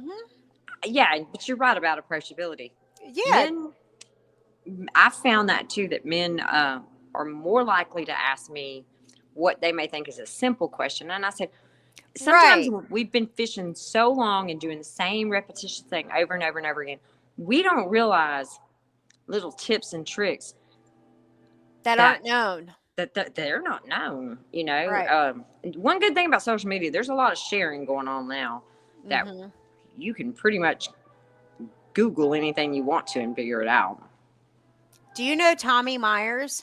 I do know Tommy Myers. He says he has tears in his eyes. Oh, it came through at 9:30. So it's probably because we were talking about the bathroom stuff and oh Lord, I'm sure. I'm sure. you know what? We talk about it like all the time on this channel because it is a serious problem. It is, and it's so common, like it just funny things happen and it's I don't know. Girl. We talk about it with everybody. And look, and like even in fun fishing, like when Anna, I didn't put the GoPro on my boat, on my new boat yet. It's there, it's ready to go on, but I hadn't put it on. And I always tell Anna, I was like, I'm afraid to run a GoPro on the boat with you and I, because it could be like the Laverne and Shirley show some days.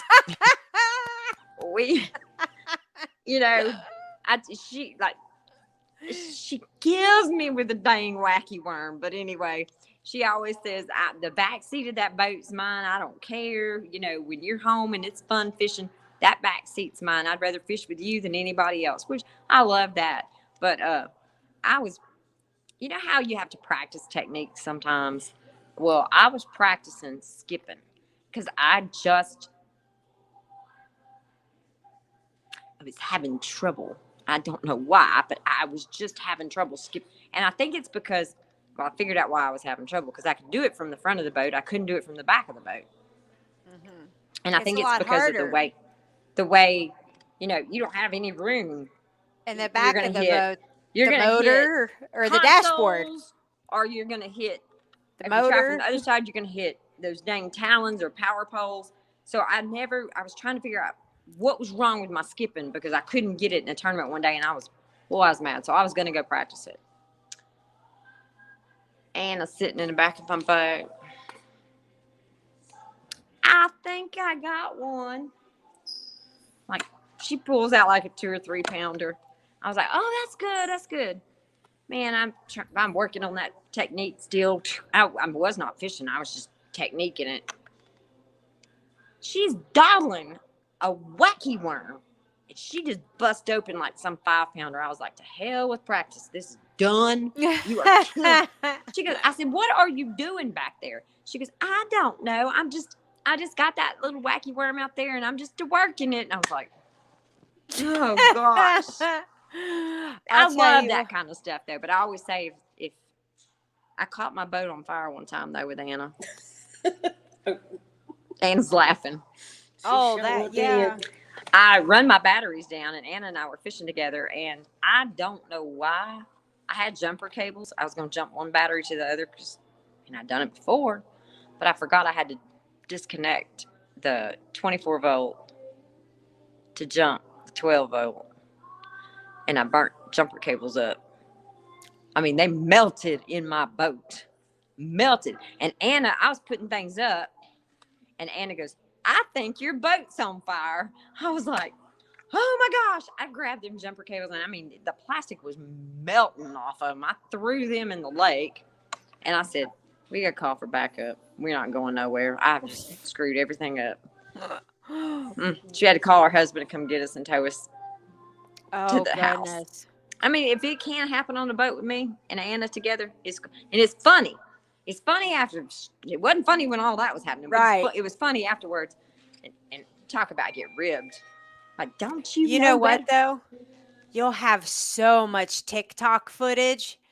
You want to talk about TikTok famous? That people love fishing fails. Look, I've been thrown out of the front of my. I've been oh my word. I've been on the front of my boat fishing a tournament, and this did happen on my home lake.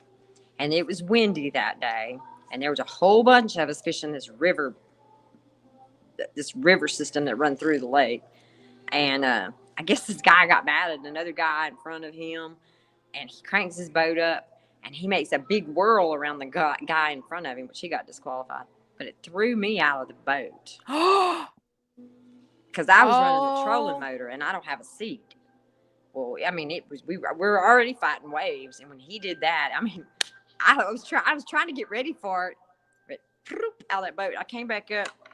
Before I could get up good, my phone was ringing. Somebody on the other end of the lake already knew I got knocked out of the boat. That's how much they watched you out there. Right. They were like, "Who knocked you out of the boat? What kind of boat was it?" And I was like, I told them the boat. I was like, it's crazy. Sometimes it can get crazy out there. Oh, yeah. And it definitely can. Oh, my gosh. At least they're waves. You wouldn't get my blood pressure in an uproar jet ski. That's funny. Yeah, but I mean, everybody has a right to the lake, and everybody has a right to enjoy it the way they want to. We need to learn how to respect each other's space. They hate us. They hate us so much. They hate us. The pleasure boaters hate bass fishermen, probably more than we dislike them. At least they sometimes give us a benefit of stirring stuff up, and sometimes that can be good. Like, I don't know if you've ever noticed that, but sometimes it can help. But they just hate us. We do nothing for them. They just hate us. Not at all. No, I know that well. But it's funny because I have a pontoon boat too, and in the summertime I become a little bit of a pleasure boater just for fun. Sure. Not much, but it drives me crazy because I drive a Phoenix. That little 70 on that pontoon will make me nuts in about 5 minutes flat. I don't like going slow. I like fast boats. Yeah, so you're kind of on the pontoon like, come on. I can paddle faster than it feels like it's going. It just makes me crazy. And the people who know me on my boat out there that pass me know I'm going crazy when they pass me because they're like, oh, she's going to be mad because we just blew her out of the water. That's funny. But anyway. Well, how do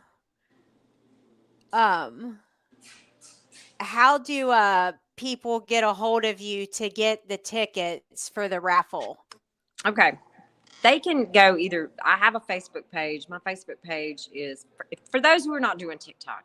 You can find me on TikTok. It's Michelle Price. Wait, I got to get Anna. I've got 2 accounts and I don't want them to go to the wrong account. I think it's Michelle Price Mitchell on TikTok. We're double checking here. It's been a little crazy. And if you go to my Cash App on Michelle Price Mitchell. It is Michelle Price Mitchell on TikTok. She also has Facebook, but her Cash App, $ capital Michelle, capital fishing. So it's capital M, the word Michelle, capital F, the word fishing. Her PayPal is. Okay, wait, just 1 second. Did you get that? Wait, for So the you can go to my Cash App to get tickets. Make sure we get your name. The tickets are $5 a piece or 5 for 20. My Cash App is capital M ICHELLE, capital F. It's Michelle Fishing. The $. And then, yeah. It's the $sign on the Cash App and then Michelle Fishing. But the M is capital and the F is capital. On my PayPal. Okay, hold on just a second. Let me make sure I get this. So Cash App is the $. Right. Michelle Fishing. Yes, ma'am. Okay. I'm going to put that banner up. Okay, great. And then you'll be able to make sure that it's right too. And then I also have a PayPal account. It is Michelle P. Mitchell at gmail.com. And my PayPal Hold on just account. a second.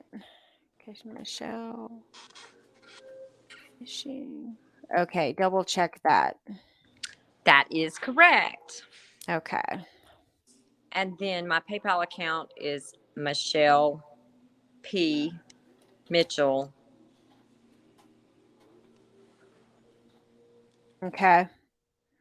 So that's my PayPal. They can get the tickets that way. The tickets are going to be on sale until 5 o'clock on December 12th. And then we're going to start pulling at 7 p.m.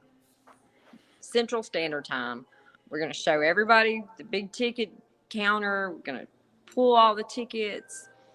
Okay, so we're going to give away about 20 prizes, all valued at about $200 a piece. Okay, so on sale until December 12th, 5 p.m. December 12th. If it's somebody that does not follow you on TikTok, please make sure we have a phone number or something. Right. So okay, if you don't Central or Eastern? Central Time. Okay. And 2, if when they if it's somebody who's not following me on TikTok, just please, whatever you do, put a phone number or some way for me to contact you, because we're doing this all live. You don't have to be present or in my TikTok account to do this. If you buy a ticket, I just need to be able to get a hold of you. So just make sure we have a way to contact you after this is over with. Okay. If you don't follow me on TikTok. This lady's been listening to you talk. Aww. There's a lady in the lobby that's been listening to me talk about this. She just bought $100 worth of tickets. You tell me God ain't good? So this lady's been working. Thank you so much. This lady was listening to this, and she was doing some work in the lobby, and she heard the story. She just bought $100 worth of tickets from us for tonight. What was I just saying? You never know who is listening. No, you don't. No, you don't. Thank you, ma'am. Thank you so much. Thank you, ma'am. Thank you, sweetheart. Anna's giving hugs and love right now. Sorry. Women's World of Fishing Monday Night Takeover. We thank you. That's right. She said Women's World of Women and Fishing are taking over right now. Yeah. I'm so grateful for these moments and for these opportunities to do this, because I know we are making an impact in people's lives in general. We're making an impact in families' lives. We are making impacts in So young girls' awesome. lives who look to us.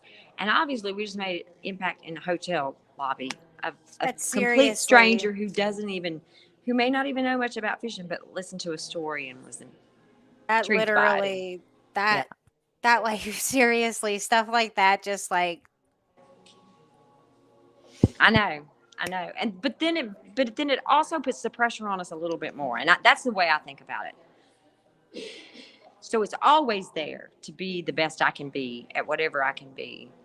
Um, but then it makes me realize people do listen. I have to be careful of what I do. I have to always present the best Michelle I can possibly be. And I want to live that life. There's no doubt I want to be the best person I can be.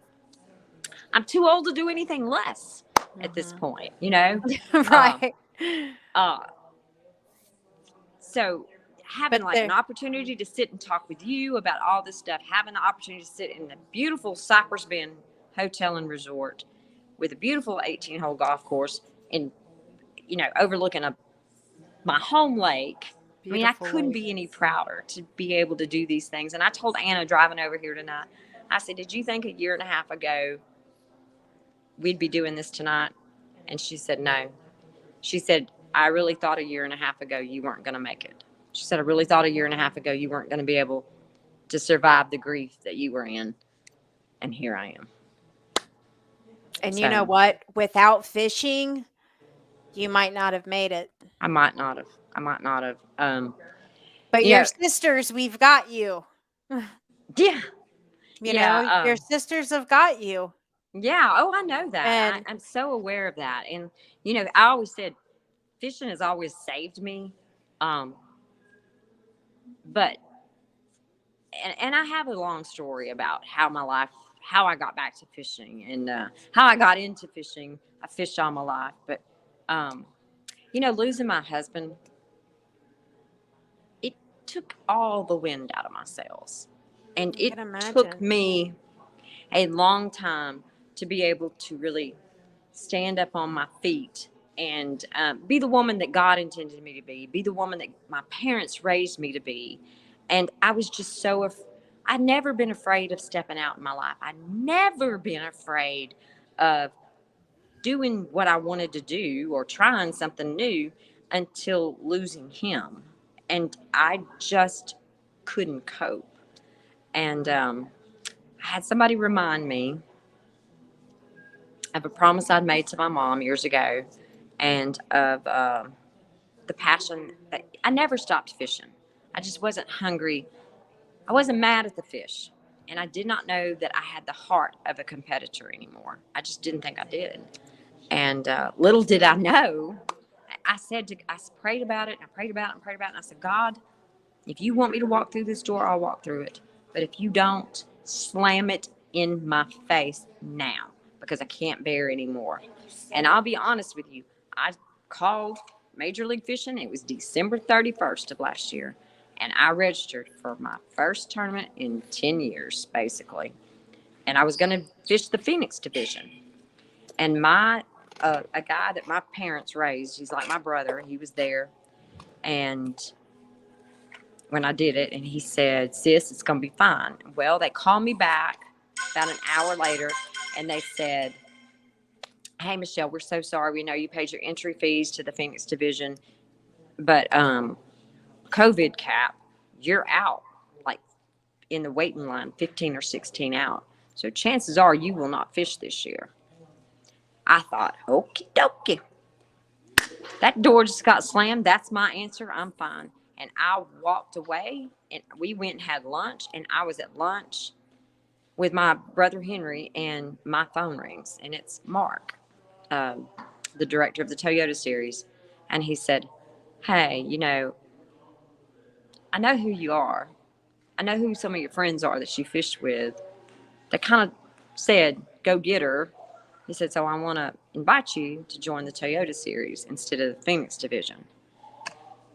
And he goes, I tell you what, you think about it. I'll give you 5 minutes and I'll call you back. And I was like, Go weigh the pros and cons for 5 minutes. but wait, and I said, I haven't done this in a long time.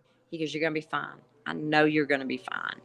And I know who the guys were that said, hey, she is good. She deserves to be out there. Um, and I appreciate that. And I knew they knew I probably needed to be out there. But isn't it funny how God works? Because I seriously, when they told me about the COVID cap, I was like, okay, I'm out. I'm fine. And I was honestly okay with it. But Right. when Mark called me, my little brother who was sitting across from me at the table, he goes, well, God spoke again. Now what you going to do? I went, I guess I better go walk through that door. Yep. So, and I'm very thankful I did. Very thankful I did. Because I've had the opportunity to meet all of y'all. I've had the opportunity to meet some of the best fishermen and fisherwomen, anglers in this industry, and really develop friendships. But for me, most importantly, I've never measured my success by the weigh-in bag, so to speak. When I step out of the boat, my success for me is measured in the development of the friendships I've made with those guys on that boat, and how I've impacted their life by me being able to tell them my story, and they just go, "Wow, wow, this is incredible. Now we know why you're here." And then to be able to do this with the Catch a Dream Foundation. If I do nothing, if I never fish another day, I am very satisfied with where I'm at in life. If something happened to me tomorrow, God forbid, I would not have any regrets, because I've been living full. I've chased a dream I've always wanted to chase, and I haven't let age, aches, pains, whatever stand in my way. I've just went after it with more gusto than I've probably ever went after anything in my life. Well, you've still got a lot of life to live and a lot of things to do. I do. And I could not be more thankful than to have met you, because I love doing stuff like this. And there are so many other foundations who might need you in the future. True. And in all honesty, like, actually, it's just so weird how the people who cross our paths, because there's another um young lady on TikTok that I was talking about this a couple of months ago, where we were talking about different foundations, and now I've having this conversation with you, and it's like, how do we find each other like this? Like, it's just, and it's not happenstance. I don't believe that. I think that we cross paths with people that we're meant to when we're supposed to do that. And Right. so I just foresee so much more that's coming, for you to do. And it's a team effort always. For me, it's always a Mhm. team effort. And, I'm pretty strong, bold, and independent. But man, I'm a whole lot bolder, stronger, and independent when I've got a whole bunch of people behind me supporting me. And we all rally together. And that's what I love about the little community, family Right. that we have built through social media and through the fishing industry. I feel like I could go to a lot of people that I've met through these apps and through the fishing world itself. If I had a problem, I could go to them. There's many of them I could go to, and they would be right there to do whatever I needed Right. to help me in any way. I mean, that's you can't ask for more. No, you can't. I mean, and I think that that's the case with a lot of us. We just build these families, and it's amazing. And to me, it's my job. There's days that I need to be lifted up. Mhm. Obviously, there's days that everybody has, like, that they need somebody to motivate them. And if I can't do anything but motivate them with a smile or a thought, or Mhm. my parents always raised me to say, no matter how bad you think you've got it, if you want to make yourself feel better, look up, look around, because I guarantee you there is somebody hurting worse than you are. There's somebody who's who's going through something bigger than you are. And Mhm. when you see that, then you reach out. And I promise you, it will pull you out of your hole. It'll make you feel better about life, and it'll help them. And I've kind of always lived my life like that. That was just something they set before us for me and my little brother to do. And I have definitely lived my life like that. That's good. Yeah. It's I a had it's a great t- parents. it's a tough way to live, because it's tough to maintain that, because when life is hard, It's just hard. it's really hard, and it's hard to take yourself out of that and focus on other people, It especially is. consistently. But if you And, can manage it, and there's some people who can't, and I understand that too. And if they can't, that's okay. And because we're all built differently. We're all built mhm, to cope different ways. right, Um, and some of it's just training, and for me, it's just my personality. I can't dwell too long because if I right, do, I'll get in trouble, and I don't want that. yeah. So anyway, Well, I have just had a blast talking to me you. too. I I am really, really have.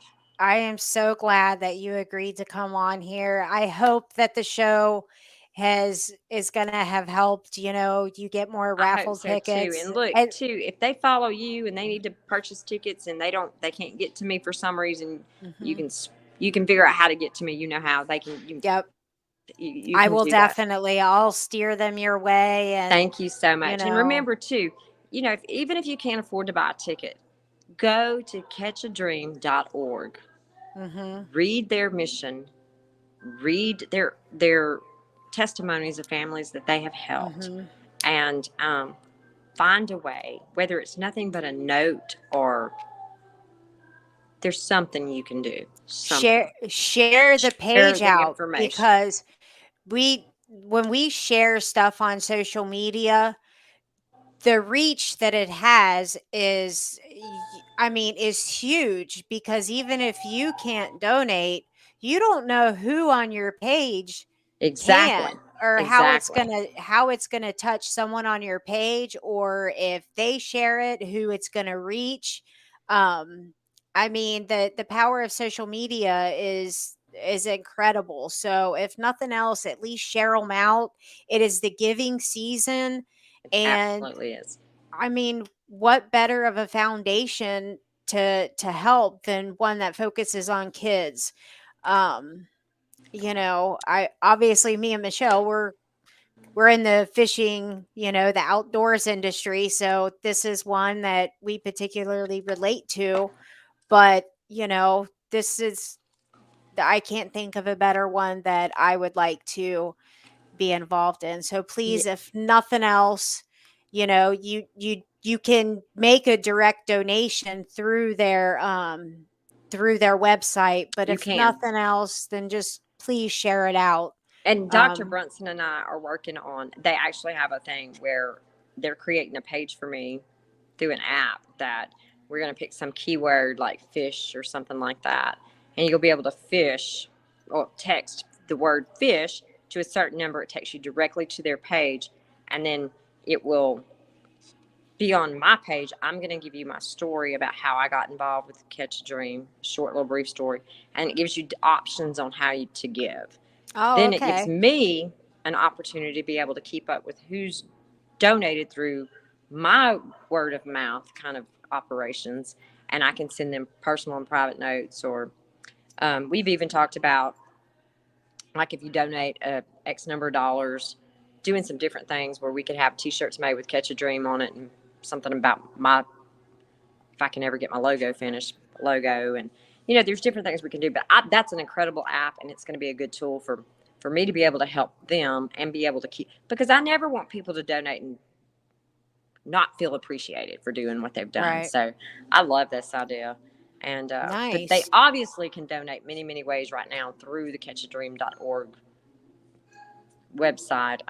And Okay. definitely read the testimonies. They will touch you. If they don't touch you, we probably don't need to be friends. I'm just saying. You know, I'm very, like, I'm sarcastic and sassy and joke around and stuff like that. But anybody who actually knows me knows that I'm like a like sensitive, gentle Big heart. softy. You a softy. I We know. really am. Yeah, I'm like a big softy. I ain't even gonna lie. So Me too. I probably shouldn't read them. I'll be getting tissues out. I know. I know, but it's funny because like I can't read them at night because I'll be up all night then pondering. And poor Anna, God bless her.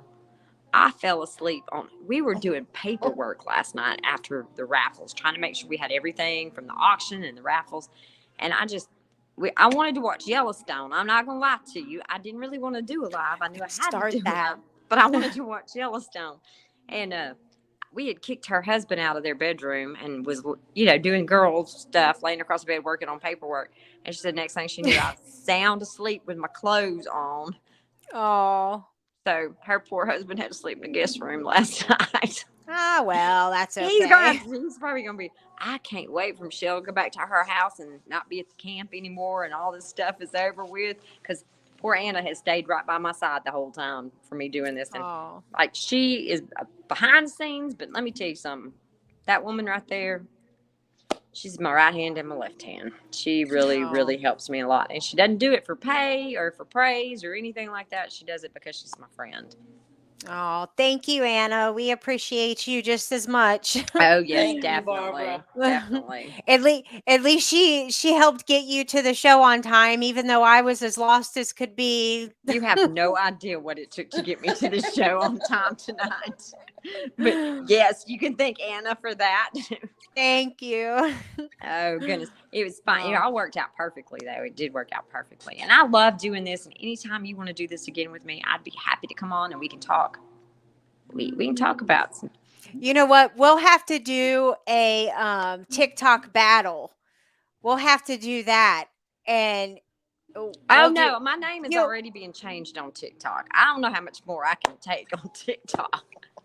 No. For 1 month, my name is going to be changed to something that I'm not happy about. Why? What? Oh, because you lost a battle? No, because I lost because Mitch Smith Racing got more in bid than I got on the auction. I think he staged it, to be honest with you. But so he gets to change my name to Mitch's Bass Bitch or something like that. It's not very nice. Oh, well, I'll still battle you. It's okay. Okay, I mean, good. I mean, you'll totally kick my butt because you have. I doubt that seriously. Yeah, you will. You have like double what I have. Mine don't give though. Mine are poor boys that don't give. but I love them, because they're so good. They're so supportive of me. I don't get a lot in gifts, but we'll do a battle. We'll definitely have to do a battle. But we'll do that, and to entertain everybody, we'll talk about the bathroom stories on boats. Oh, definitely. And we'll talk about all the other stuff, Because my crew is dying over here. They're messaging Anna left and right, and which is hilarious. So because we can actually on TikTok we can speak. I know. Look, I've been so afraid of TikTok this week. I'm not gonna lie to you. I have been I've been nervous that something would happen and I'd get banned before I needed to, and my backup account is not where it needs to be. Then I was like, it'll be fine. I'll just go on Anna's account and get her banned because I've done that before too. Oh gosh, I ain't looking to get banned. I didn't mean to get banned. I know. Do anything really to get banned. I don't. But then by the time I figured out why I was getting banned, I was mad. So I said, Anna, give me your phone. I'm fixing to go on your phone. She goes, don't you get me banned. Boom. I had been on 2 minutes and I was reported. Oh my Lord. I'm telling you. You better behave. I'm gonna behave. Right now. I never got in any trouble in school. Welcome. If I end up getting TikTok banned, you're gonna get in TikTok timeout with me, girl. I said something the other day right before we did this auction, and it was something silly. I was telling a story about an old bull rider that I knew that I didn't like very much because he was a little chauvinistic, and I used I didn't use a bad word. I just called it like I saw it. And I don't know if he was watching, but I was off the guest box and they were like, oh no, she just got banned. I was like, oh no. Oh no. Oh my Lord. But I don't get banned. I don't get banned often. I've only done it 3 times. I've only been banned 3 times. So, it's not too bad. And look, guys, we laugh and talk and joke about all this stuff. But and I know we could not do this without the sponsors that we have behind us. No, not at all. And so to your sponsors, and you can call them out if you want to, that have sent me all this wonderful stuff for this raffle, I want them to know how much I appreciate you and appreciate them and what a great job you do promoting their product, because I hear it all the time.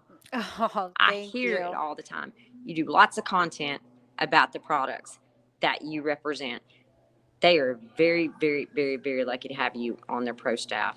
Oh, thank you. I want to thank you so much for your stuff that you sent to us. And to all of our sponsors who really stay behind us. Like I said, Krazy Kast he's been more than just a sponsor. He is a true friend to me. He's donated so much wonderful stuff. Tartan Tackle, Rocket Slug, Motivated Fishing. Goodness, the list goes on. And I'm Your Tackleberry. Team Livingston. And Bassin Magazine, who may kill me. Oh, yeah, I saw that. He has donated a lifetime subscription to Bassin Magazine. Now, I've awesome. Started writing a column from him, and because everything's been going on that's been crazy that was supposed to go, I'm praying to God. I sent it to him 4 times yesterday and twice today, and he still hadn't got it. So, but anyway, he is putting together a lifetime. There's just been so many people reach out and offer us great stuff. Blake Power, who's a very good friend of mine, he has started like a little sunglasses with, I can't remember which sunglass company, but he's provided something. We've had, there's so many gift packages, and they are really, really, really good packages. But I want to thank your sponsors personally. I definitely always want to thank the guys that are behind me, my sponsors, my sponsors on TikTok, who may not be on my jersey this year because I didn't know them until this year. But they will definitely be all over the front of my jersey next year. They have just been so good to me. I couldn't ask for better people in my life. And I appreciate all of y'all so much. Good deal. Well, and also for the Cowboy Coffee Chew, if you want to try that, y'all check this out. If you all want to try that, okay, first of all, it works better if it's warm. It's like the taste of it is like sweet coffee. It's delicious. Oh, I'm done. This will not go in the raffle. It's done. But I will tell you this is for women, like what I use that for is for when I'm fishing and I don't want to pee a lot. But you need the kick. I need the caffeine and so, but it's also used for, it's delicious. It's my favorite snack on the boat. Coffee infused beef jerky. Mm-hmm. Girl, obviously you can't tell that I like coffee. I love coffee too. So when I seen that, I was like, yeah, and that's she got that at, but I got to go shopping there. And that's just send him a message and tell him that Bass and Gal Barbara sent you. I will definitely. I will. I was like, coffee infused jerky. Like, oh my word. His name is John, and look at this. Now, granted, I've been working with him for a long time, but I ordered coffee because I was getting low. And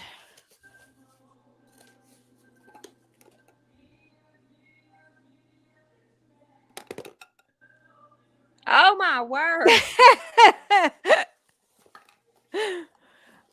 So, and there was, more beef jerky. I ordered coffee because, like, I'm addicted to his coffee. Well, it's look, I can smell it. Like I can, oh, I can Go. smell it right now, and it makes me want a cup right now, really bad. Yeah, I mean, that's just like if you've got to put it in your pocket to warm it up, or else it's like it'll be like kind of hard, and it's got to be soft. Um, but yeah, I just like put it on my tongue because you don't want to like put it in there No, like people be thinking chew. I'm dipping. No, I don't think- Yeah, like I'll just take some and I just put it like right on my tongue. you know You they know. say that in. I can remember them saying something about the soldiers used to do that during Vietnam. They put that instant coffee in their jaw Oh, for a really? quick kick. Oh, it gives you a quick kick, but there was a guy that from Twitter that started using it for that, and granted it's not like this is what it's to be used for, but he that's what he started using it, and he stopped drinking pop and and snacking and stuff like that, and he lost like 40 pounds in like 6 I months. need a case. Anna Yeah. said, "Could she have a case?" It's no, I don't want people to be like, "Oh, I'm going out and buying some. I want to lose weight," but he really did. Wow. Um, but See how that would work. Far yeah, less calories. right. And but that's how I was just like I had contacted him because I met him on Twitter, and I'm like, "Really?" And so that's I started using it on the boat because I didn't want to pee all the time in tournaments. That's a good. It's really a good idea. Yeah. Really a good idea. And it works. You won't pee as much, but you get that second cup of coffee. And it's all about time management too, because you don't have to worry about like holding the cup, not fishing. It's all about fishing. You just have that. Right. You have that second cup of coffee under your tongue Yep. or on And your and tongue. he actually created it. Like his story's on there, and he created it because like when he was in high school, all the boys were dipping, and he had tried it and he got like deathly ill.